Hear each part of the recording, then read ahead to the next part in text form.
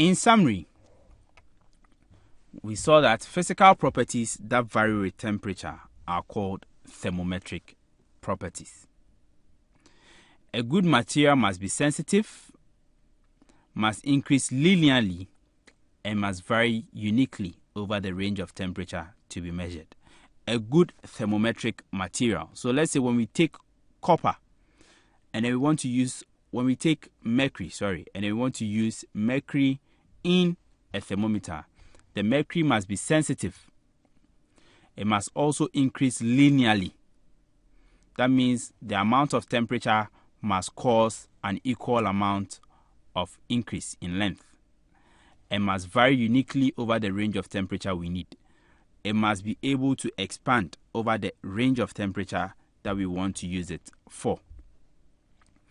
Now, temperature is measured in degrees Celsius. On the Celsius scale, we have two fixed points, 0 degrees Celsius and 100 degrees Celsius.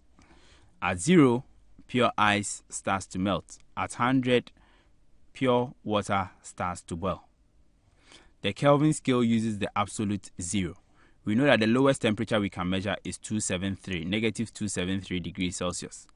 At this same temperature, we can say we have 0 Kelvin, which is the absolute 0. Now, when you want to change from degrees Celsius to Kelvin, you add 273. When you want to change from Kelvin to degrees Celsius, you subtract 273. The Kelvin scale uses the absolute 0, just as I stated earlier. So there are no negative numbers on the Kelvin scale.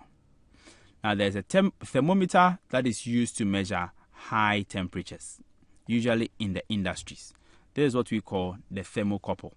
It is made up of two different metals, and then at the point where the metals meet, a voltage is created.